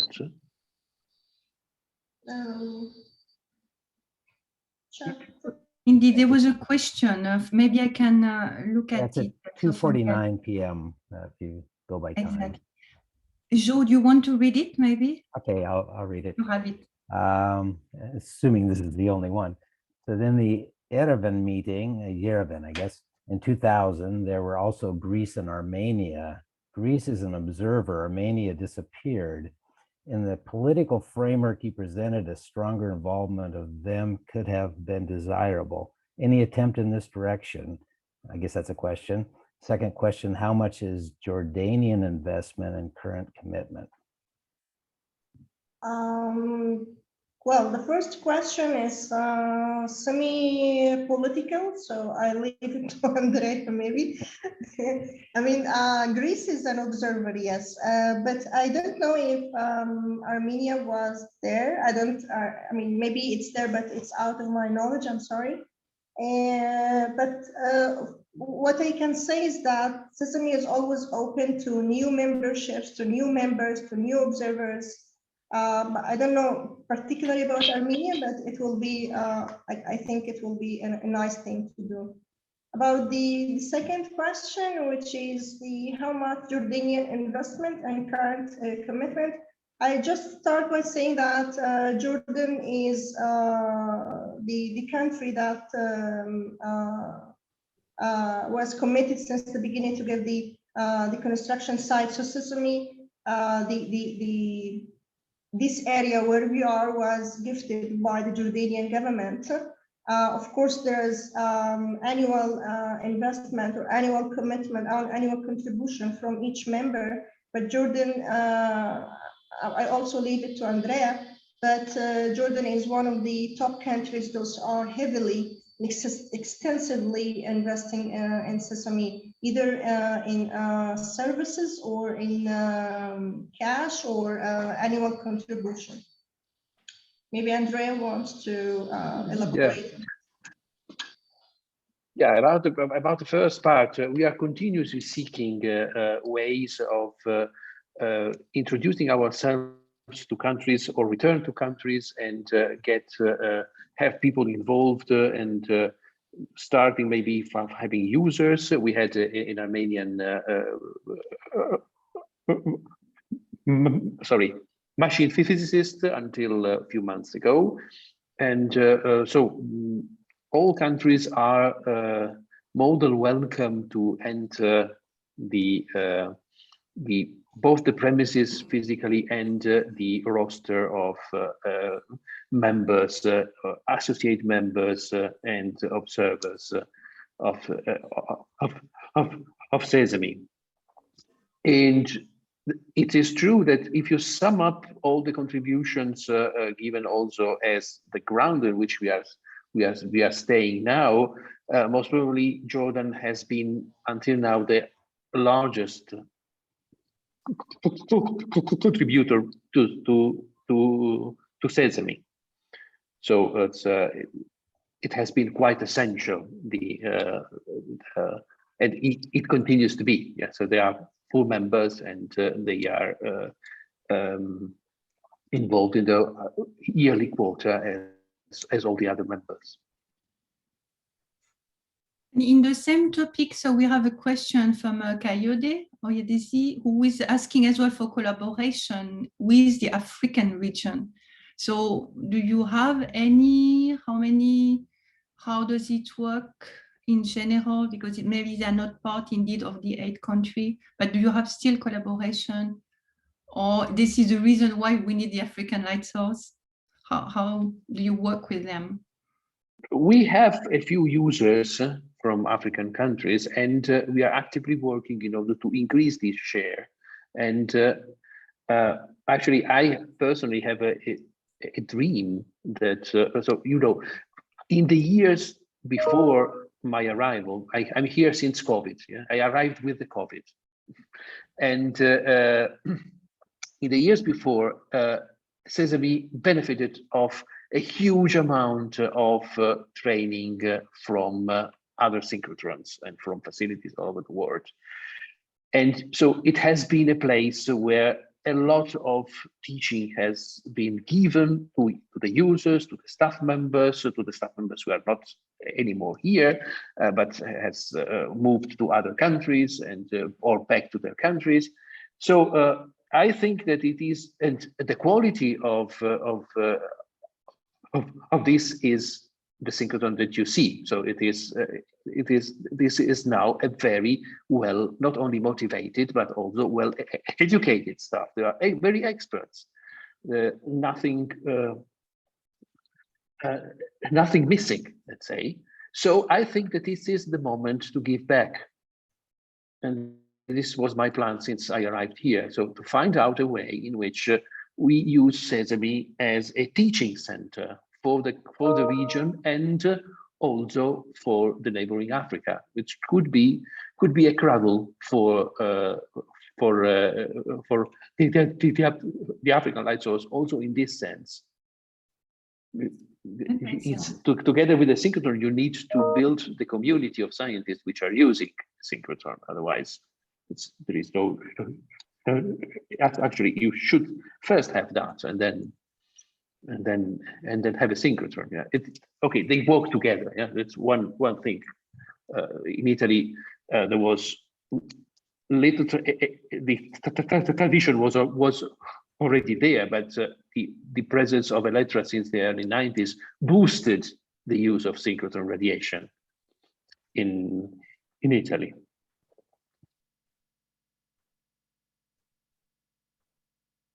So Joe, you want to speak? Go ahead. You're muted. You're muted. You're muted, Joe. You're muted. Okay, no, sorry about that. No, I was just going to remark on that Brazil, at one time, the same argument was used. There's no user community in Brazil, yet now it's a powerhouse, really, regional powerhouse in synchrotron light. So at any rate, it's, and the same thing was said of the African light source. It's always said, and it's, I think it, like Andrea said, it goes it goes together. Sort of like the baseball field, you build it, the people will come. But at any rate, yeah, that's the only point I wanted to make. And as well, it's we have as well Sanja, Dejanovic, who is as well connected, and she put as well a message. So in the panelist, so for the schist as well. So same way like the SESAME, so engaging with Sun so far, so with Montenegro, but beyond as well, with the same kind of accelerator that would be with the free GeV. So there is quite some effort which Sean is as well putting with the C. So it will be interesting. So if it's okay, Sanja, maybe I will share as well with the full member, and we could have you potentially presenting another time as well and connecting, because it's really important that you manage to connect. So she's now in Montenegro, so the Minister for Science. So I think she has really some potential as well to put the light in all those different sites. So I think, as you said, so Joe and Andrea, the possibility as well to be complementary in what is the possibility for bringing some knowledge and training students. This is really the important part, so transfer of knowledge. And with the observer country, we have Sirius now with those Beamlines, but then with Diamond as well, with the Max 4, there is a lot of ongoing activity and collaboration. So maybe those collaboration, potentially we could think on having Ghaleb as well, speaking some of the example applied to SESAME, to give us some insight into what you're doing with Jülich. First of all, I would like to thank you, Christine, for drawing my attention to this meeting, and to thank Gihan for the very good, the excellent presentation about SESAME's history and the current situation. I'm especially happy to see Andrea here, because today morning we talked about meeting you maybe and presenting the ideas that we have, cooperation between SESAME and the Palestinian German Science Bridge. So it was just today morning. I am Palestinian from Israel, but living since 17 in Germany. I received an education as a physicist with PhD in Germany. And since, with a history in working for industry and so on, since 10 years, I'm leading an institute at Forschungszentrum Jülich. My institute is developing a central engineering institute, developing and building instrumentation for science, which cannot be found on the free market. We are heavily involved in building the ESS, parts of the moderator, the instruments, and so on. But also my institute is involved in building the HISEP beamline. So from Jülich, it's my institute. From Germany, it's some of the Helmholtz centers. And from Jülich, it's my institute who is delivering some of the vacuum equipment and engineering support.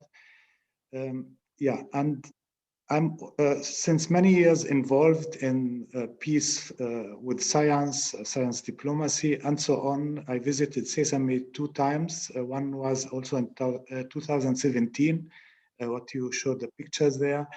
And I also met with Chopin in Aachen, where we had a panel discussion about science diplomacy. So I'm always involved in this area. And in Jülich, we could get money from the German Ministry of Research and Education for funding what we established, the German-Palestinian Science Bridge, which is having the vision of and the long-term idea of establishing scientific infrastructure in the Palestinian areas to absorb the people who are normally well-educated. And connected to the topic of your talk, we have 50% female students in Jülich. So in the meantime, we have around 30 PhD students from the Palestinian areas doing their PhDs in different areas of science, of Jülich topics, of physics, of biology, of plant science, and so on. And since the idea was not to establish a scholarship program, but to promote and to help establishing research infrastructures, I'm always looking for cooperations, for structures that can be built, that can be developed between SESAME and Palestinian universities and research centers and so on, to absorb these people, to be able to build in the area some environment where people find enough room for experimental work. Today, it's not possible to do it in the Palestinian universities, and they will be educated. So the Palestinian German Science Bridge fellows will be educated in physics, in scientific natural sciences, and experimental work. And now we are looking for ideas how to absorb them there. And SESAME can play a very important role because Palestine is a member. And I'm not sure what methods, what ways you follow to connect these member countries. Maybe you wait until people are sending you proposals, but do you have any idea, any initiatives to connect some universities to have? Today morning we talked about a workshop that we can do between SESAME and the Palestinian German Sales Bridge, that every side can tell about their ideas, about their potential, and then the ideas will come together and will evolve. So yeah, this is very short what I can say about my topics. Gihan, it's yours. We just did it for an example last week. So. Well, I feel very motivated and happy to hear that there are that the number or the percentage of the maybe Palestinians first, and then secondly, women Palestinian scientists that are seeking their way. As far as I know, for our common ways of attraction, apart from the possibility to apply with a project or proposal, there are also, again, workshops, our users meeting. We can arrange dedicated meetings into here, because the point that I understood different times from situations like this is that sometimes it's important to hear from the scientists themselves what they want to do, and then we tell them if we can do it here or not. But the opposite is not easy sometimes, because we are a service provider. We go as our users' demands are. So I think it's important to have an open discussion with different scientists from different fields, and then we see together how we find the best way to move on. But I mean, to organize this, I think it's something easy. It's even becoming easier now with WebEx and Zoom and the virtual platforms. I will also say that maybe there are other scientific bodies those support graduate students, like APS, or also the German Physical Society, like ICTP did, as I showed a while ago. The 3 or 6 months training fellowship at SESAME was enough for each one of these 4 Palestinian students to get their master's degree. So actually that was a kind of how to say, a requirement that the work conducted at SESAME is to be used and transferred eventually in something valuable. So the training ended up with the master degrees for the 4 Palestinian students. I would say that we need more of this kind of support, but rather than that, we will be very happy to collaborate. Important to make the students, the graduates, aware of the opportunity to do science at SESAME, because they are not users yet, but they can become users. Exactly. They can open their own research areas at universities funded by whatever, because funds are enough always. You need just the idea, and you need just the proposal need to be convincing. Sure. And therefore, I think we can cooperate on this level. Yeah, we can arrange a meeting for that, and also with my, because I'm working with infrared, but it will be also important to have my colleagues working with the material science and the exams, accelerated beamlines, because I mean it's different for each application. Could we have maybe Bernard? So would you mind to discuss indeed a bit your experience as well in the Middle East, and potentially have some ideas? Because there was some question indeed for the high school for content that could be as well of interest for you to answer. Thank you, Christine, and thank you, Gihan, for your excellent presentation on SESAME. I feel like a minority here, being an engineer and surrounded by great scientists. So chapeau to all of you, and thank you so much for the great work that you are doing. Many of the issues that you talked about, Gihan, and also that were raised during this presentation, we also addressing that in engineering, exactly the same issues. How do we get young engineers around the world to work together? 20 years ago, I started that Engineers Without Borders USA and Engineers Without Borders International, which is now in 100 plus countries, I think 102 countries. And it's exactly the same concept. How can we get young people essentially to work together around engineering, which is nothing else than applied science, right? And what we have found, like for instance, if I take Engineers Without Borders USA, more than half of our members are women.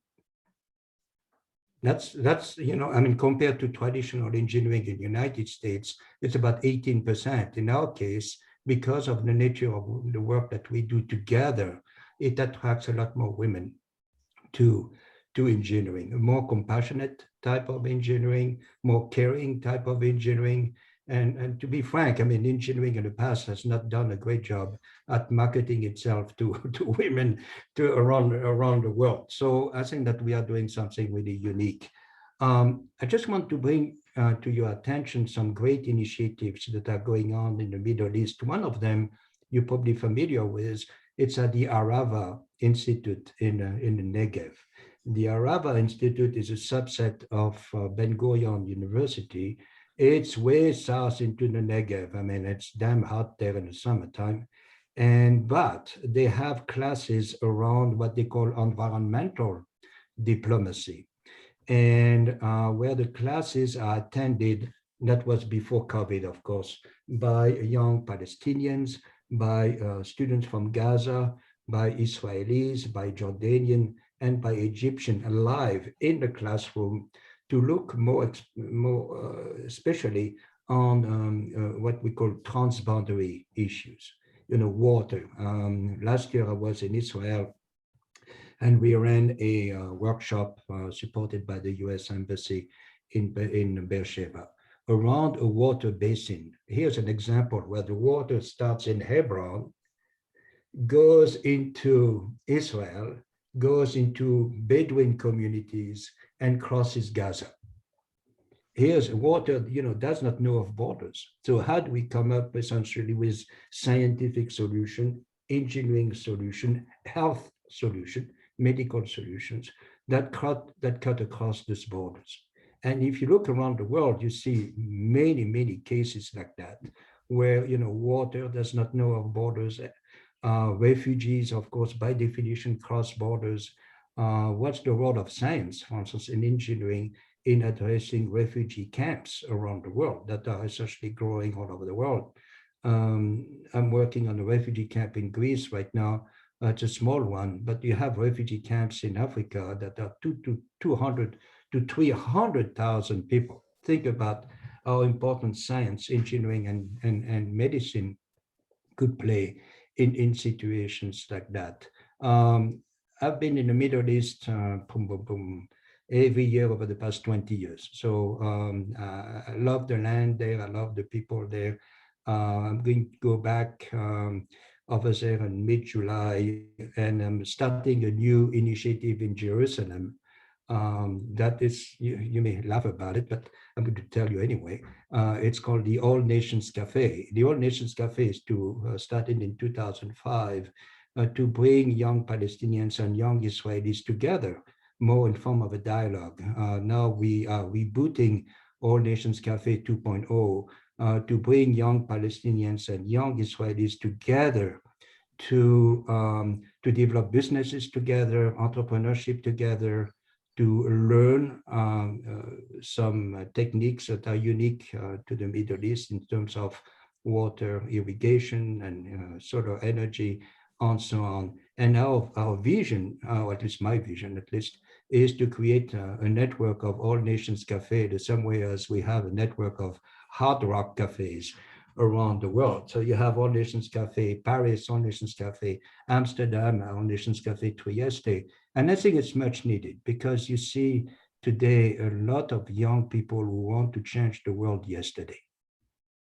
And I think it is our role and an obligation, I think professional and moral, to empower the youth and the young people in science, like you are doing in engineering and in medicine.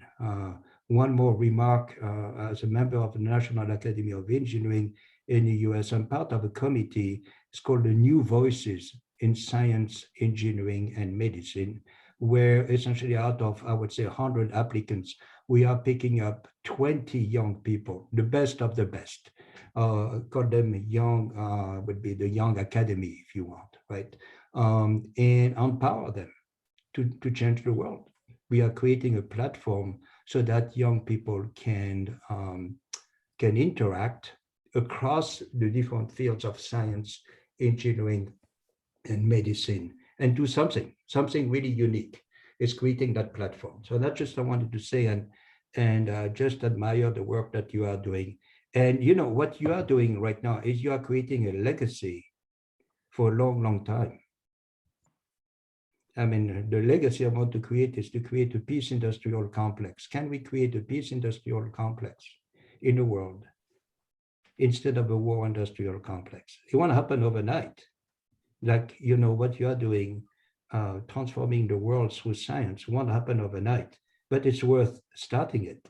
It's worth pushing the agenda forward. And I just admire the work that you are doing there. Bravo. Thank you so much.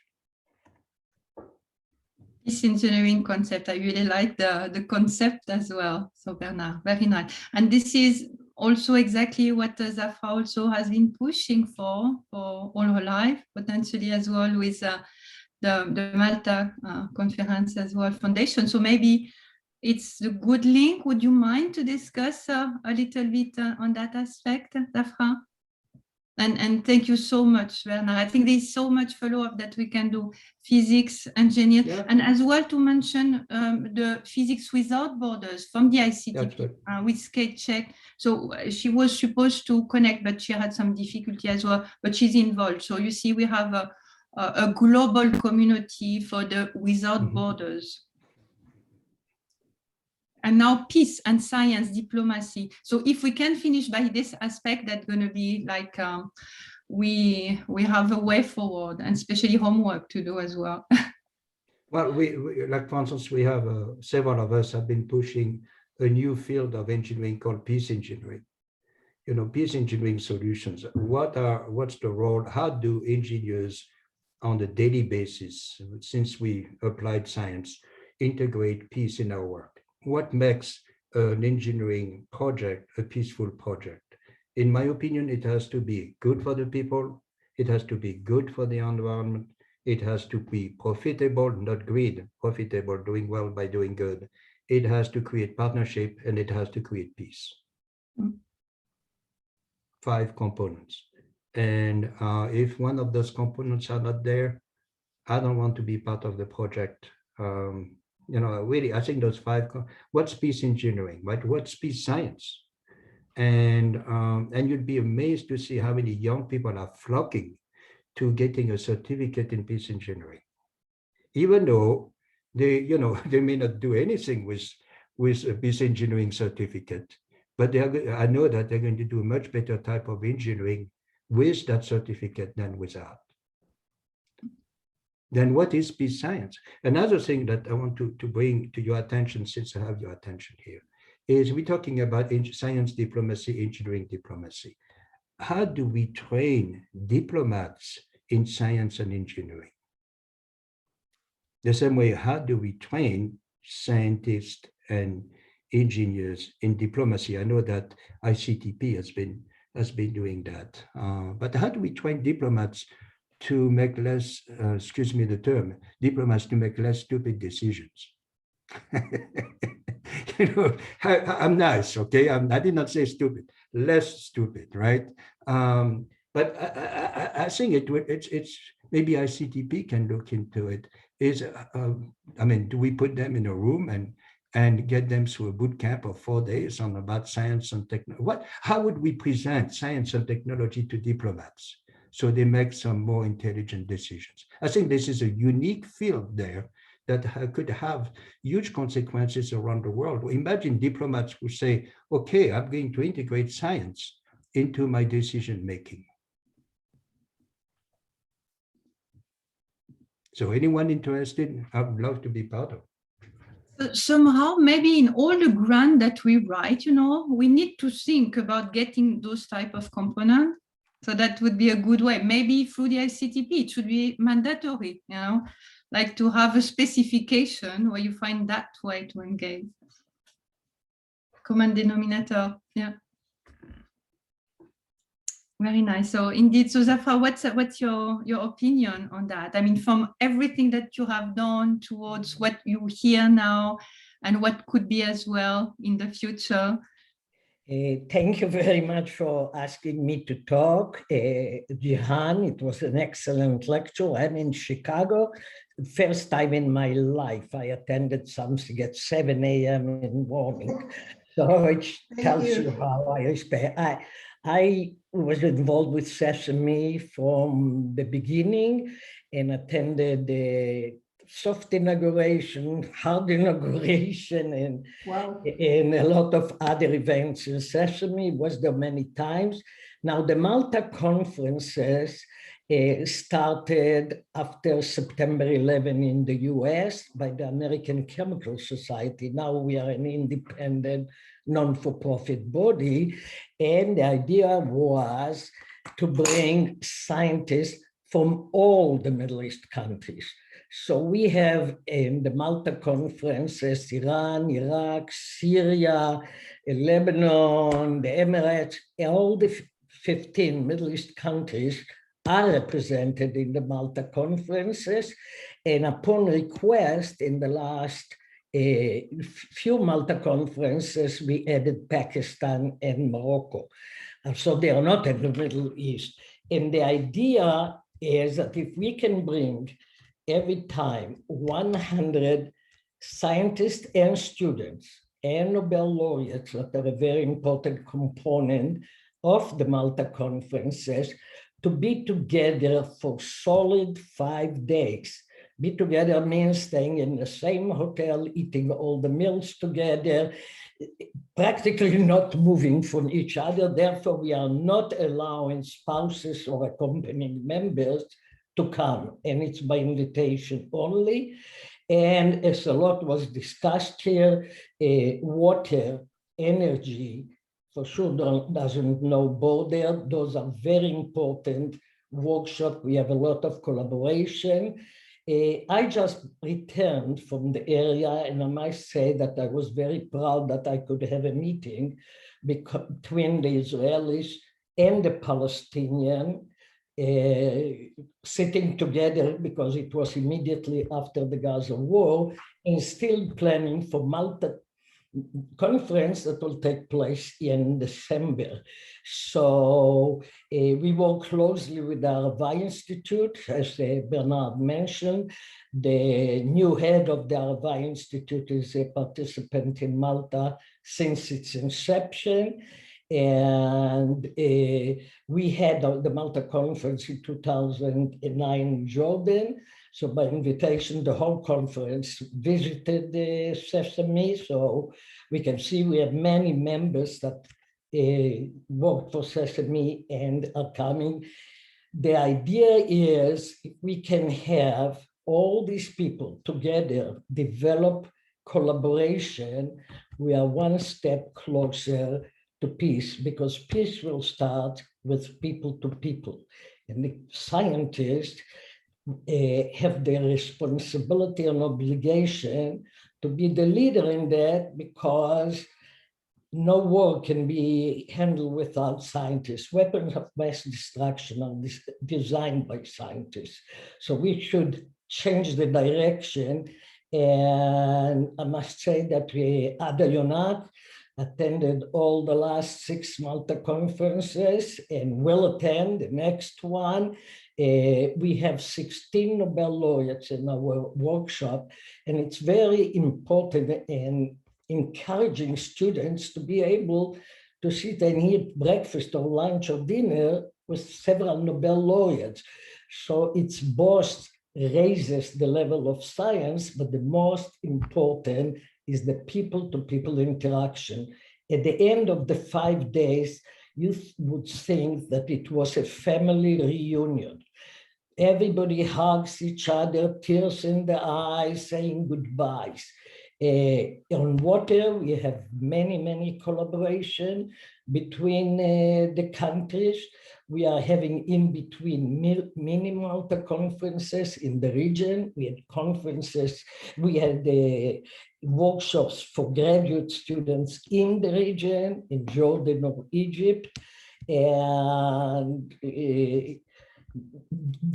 we have now 700 scientists in the workshop.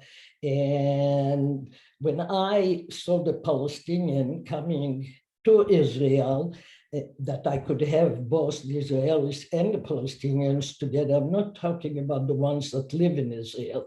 They for sure were there, but the ones that have Palestinian passports. And to see that during this period now, I just got back 2 days ago, it was heartwarming because this told me what the Malta conferences can do despite all this situation. We have, by the way, as a result, an agreement between the Weizmann Institute and Al-Quds University for Weizmann to accept Al-Quds graduates for PhDs at Weizmann. And we had a Palestinian spending a sabbatical at the Weizmann Institute as a result of that. So I think all these people that are staying for 2 hours or longer on this webinar, all of us are committed to science, diplomacy for peace, and really we should work together and know what all of us do. I happen to work with the Arava. I lectured there many times. I happen to work with SESAME since its inception. And I think it's important that all the people that want to achieve the same goal, that we have more meetings like that. And Christine, thank you very much. You're the only one that could catch me at 7 o'clock because I go to sleep only 2 or 3 o'clock.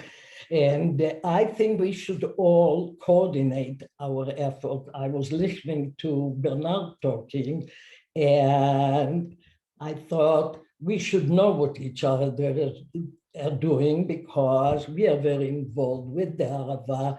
And with all these institutions, there is AllMap, what is it, Alliance for Middle East, I never remember all the initial, we are a member of this AllMap. So I think it's important to get the players together because with that we can really form a critical mass of scientists that want to form a chain reaction for peace. So thank you very much, Christine, for letting me. I'm a chemist, but I must say that I got suddenly involved since I got the Andrei Sakharov Award from the American Physical Society. I got involved with the International Physics Forum and the American Physical Society. So thank you very much. And if anybody has any question, my email is my name. It's Zafra, Z-A-F-R-A, at Zafra Lerman, Lerman.com. And I would love to be in touch with all of you.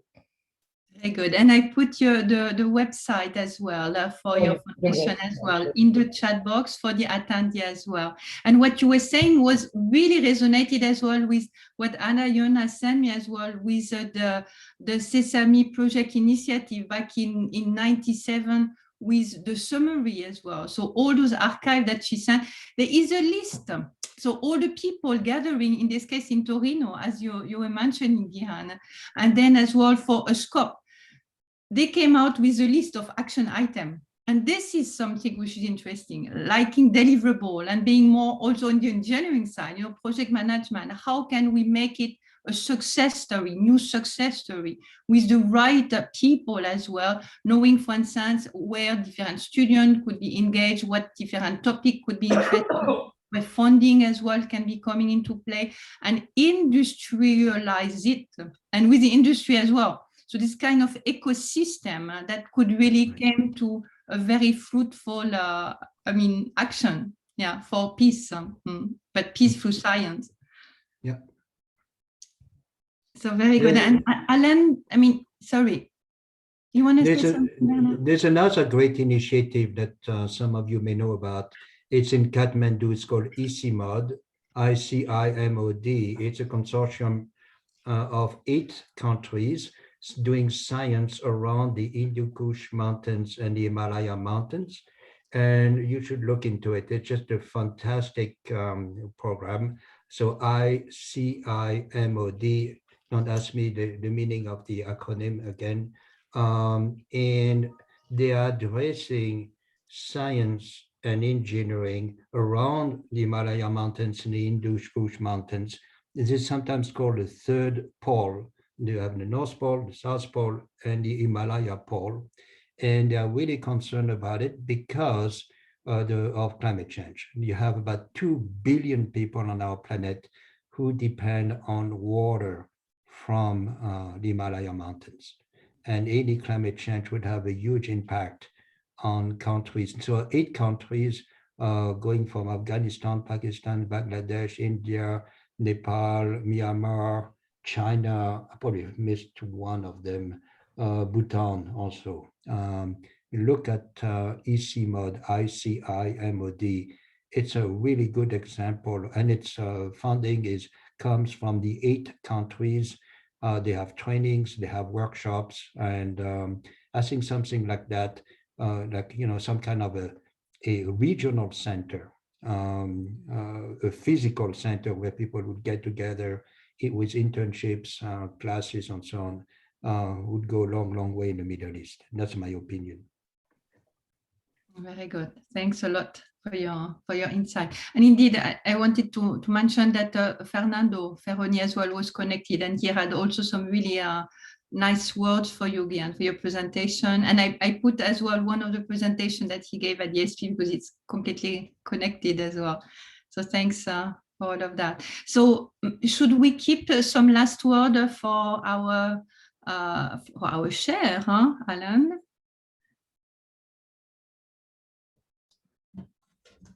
Because indeed, well, thank you. We take over time. I'm sorry, but it's so fascinating, and there's a lot. But we always can sleep less, isn't it?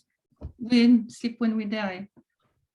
At the end of your colloquia in Physics Matters, Christine, I've noticed that's when the fur flies. That's an Americanism that means that's when the ideas start to coalesce and begin to be discussed, and that's what I'm hearing here today. The American Physical Society made a commitment in 2017 for international outreach, and that, by the way, was under the presidency of Laura Green, who was with us during this presentation today. And now the APS is working with the Forum on International Physics and other entities to develop an implementation plan for this commitment. It's very clear to me, especially after hearing some of the comments today, that APS needs to partner very heavily with the German Physical Society, the Malta conferences, the American Chemical Society, and so on, in order to accomplish anything of significance. And that's what my thinking is after hearing this very pleasurable discussion today. So I want to thank Gihan for her excellent presentation, and all of the others who have contributed ideas this morning. And thank you, Christine, for organizing this. That was a pleasure. It was a pleasure. I'm just sharing the screen. Oops, is it the right one? I'm not sure. The screen with the next presentation. Is it what you see? Or yes. Voilà, very good. So with so that just also not to forget the spirit as well of those physics matters, because we need to have a lighter mode. So now we'll try to find harmony with the real harmony as well, the language, back to understanding with music as well, and Eliane, how the music of physics works. So this is going to be in exactly 1 month from now. So we invite everybody as well to connect. Then it's going to be a live colloquium. So this time from Tel Aviv. And I think it's connecting all the field of physics and beyond. So indeed, chemistry, as you said, with the structural biology, or anything that makes an understanding on how to have a better world and a peaceful scientific world into development.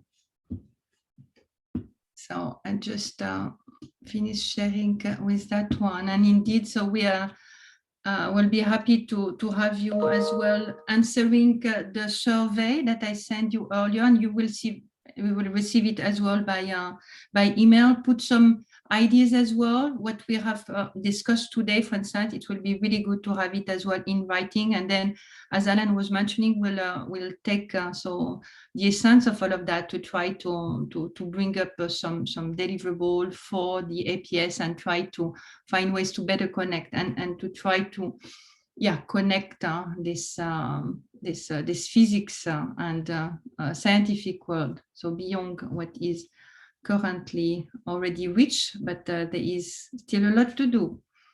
So let's stay tuned, and we can then meet in 1 month's time. We thank you very much, and thanks again for the APS IT. So the IT has been an important aspect as well for us. So it will be all online in 2 or 3 days, and you can follow up, and you can really find ways to tune to the section that you prefer.